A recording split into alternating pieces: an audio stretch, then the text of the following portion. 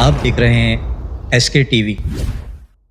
दोस्तों, क्या दरिया फुरात से सोने का पहाड़ नमूदार हो चुका है? क्या दरिया फुरात ही वो निशानी है कि जिसके खुश्क हो जाने और इसके करीब जंगे होने से हजरत इमाम महदी अलैहिस्सलाम के ज़हूर का वक्त करीब आ जाएगा?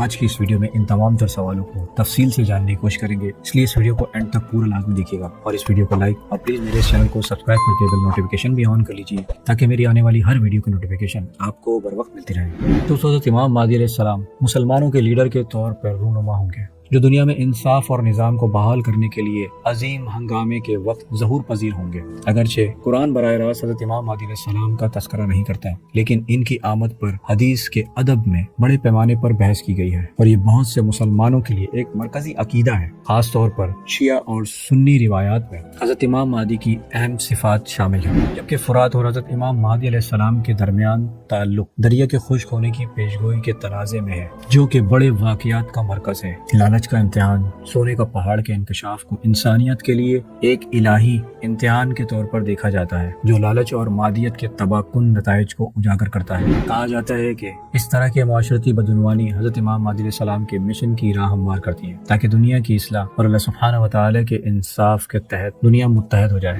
अब पानी और जिंदगी की अलामत फुरात का खुश्क होना दुनिया में रूहानी और इखलाकी कुव्वत के ज़ाया होने की अलामत भी हो सकता है, जिससे हज़रत इमाम महदी अलैहिस्सलाम जैसी निजात दहिंदा शख्सियत की आमद ज़रूरी है। दोस्तों, जैसा कि हम सब जानते हैं कि कुर्बे क़यामत में दरिया फुरात को बहुत अहमियत हासिल है और जब दरिया फुरात खुश्क हो जाएगा तब क़यामत भी करीब तर आ जाएगी।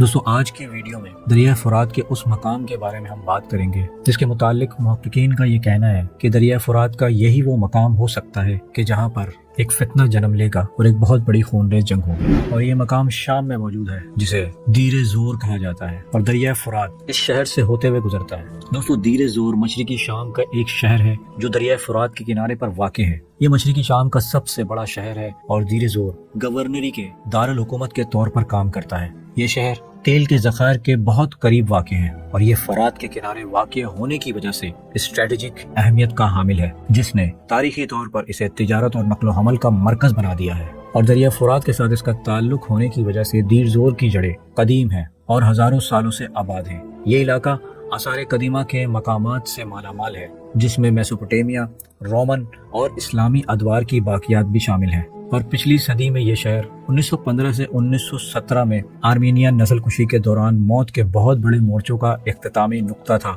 वहाँ एक यादगार और मुतासिरीन के लिए एक चर्च कायम किया गया था। हालांकि शाम की खाना जंगी के दौरान उन्हें नुकसान पहुंचा था और शाम की खाना जंगी में दीर जोर ने इस तनाज़े में मरकजी किरदार अदा किया, जिसने शामी हुकूमत, अपोजिशन फोर्स और बाद में ISIS के दरमियान शदीद लड़ाई का सामना किया। इस शहर ने 2014 से 2017 तक ISIS के एक तवील मुहासरे को बर्दाश्त किया, जिसे बिल आखिर शामी हुकूमत अफवाज ने रूसी फजाई हमलों और इत्तेहादी मलेशिया की मदद से उठा लिया। दीर जोर अपने तेल और कुदरती गैस के वसाइल के लिए जाना जाता है, जो इसे शाम की मईशत के लिए एक अहम इलाका बनाता है। दीर जोर पर कब्जा या उस पर कंट्रोल का अक्सर इन्हीं वसाइल की वजह से मुकाबला होता रहा है और इस शहर को तामीर नो, नकल मकानी और जंग के बाद से मुतालिक चैलेंजों का सामना है। इस शहर का बुनियादी ढांचा और खिदमात महदूद है और ये इलाका अब भी अदम इस्तेहकाम का शिकार है। दीर जोर के मशरिकी हिस्से के करीब वाक़ ये शाम का सबसे बड़ा ऑयल फील्ड है। इसकी पैदावारी सलाहियत अपने उरूज के सालों में दसियों हजारों बैरल यौमिया हुआ करती थी।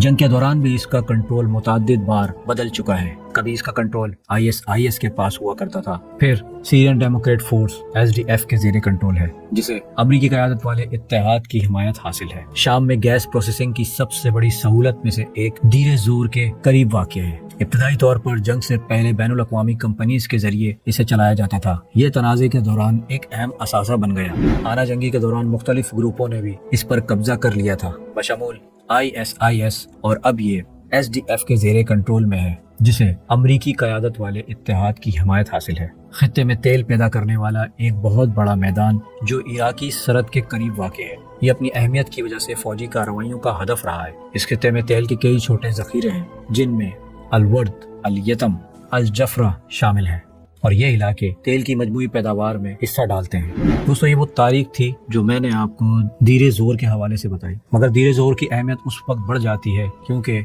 دریائے فرات کا ادھر سے گزر اور دیے زور دریائے فرات کے قریب وہ علاقہ ہے جہاں پر اب تک رشین فورس بھی لڑ چکی ہے، ISIS بھی وہاں پہ لڑ چکی ہے اور امریکن اتحادی فوج بھی وہاں پہ SDF بھی لڑ رہی ہے، یعنی یہ وہ تیل کے ذخائر ہیں جن کے لیے باقاعدہ لڑائی ہوئی ہے۔ اور دوستوں یہ وہ مقام ہے دریائے فرات کے پاس، اور اس وقت دنیا کی تمام فوجیں جو ہیں اس کے اطراف میں موجود ہیں، یعنی کہ آپ اندازہ کریں کہ یہ جو جگہ ہے دریائے فرات کا جو حصہ ہے یہ، اور آج کے جدید دور کے جو حاضر علماء اکرام ہیں انہوں نے اس سونے کو جو ہے جس دریائے فرات میں سے جو سونا ظاہر ہوگا، سونے کو اس تیل سے ہی تشبیہ دی ہے کہ یہ تیل اور یہ گیس کے ذخائر ہیں، یہی اصل میں وہ سونا ہے جو دریائے فرات سے نکلے گا۔ اب اس بارے میں ہم کچھ کہہ نہیں سکتے واللہ عالم، کیونکہ حدیث شریف میں بیان کیا گیا ہے، نبی کریم صلی اللہ علیہ وآلہ وسلم نے ارشاد فرمایا، یہ صحیح مسلم کی حدیث ہے، قیامت اس وقت تک قائم نہیں ہوگی کہ جب تک دریائے فرات سونے کا ایک پہاڑ ظاہر نہ کر دے جس پر لوگ لڑیں گے اور ہر 100 میں سے 99 اس میں مارے جائیں گے،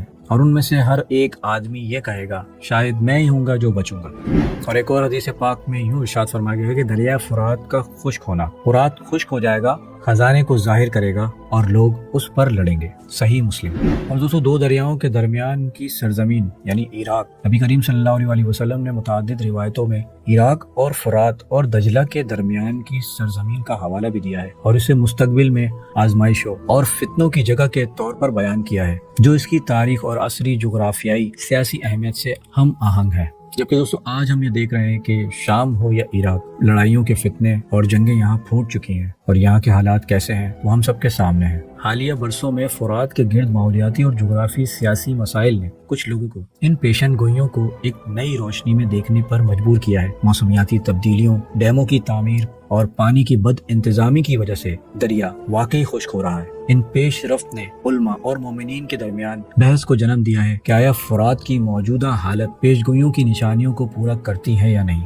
دوستو دریائے فرات اسلامی تعلیمات میں ایک تاریخی لائف لائن اور قیامت کی نشانیوں کے طور پر دیکھا جاتا ہے۔ اس کا سوکھ جانا اور اس کے آس پاس کے واقعات کو یوم آخرت کے راستے میں اہم سنگ میل کے طور پر دیکھا جاتا ہے جو حضرت امام مہدی علیہ السلام کی آمد کے منتظر ہیں، چاہے اسے روحانی عینک سے دیکھا جائے یا پھر عصری بحرانوں کی عکاسی کے طور پر۔ دریائے فرات مومن کے درمیان خوف اور غور و فکر کا احساس پیدا کرتا رہتا ہے۔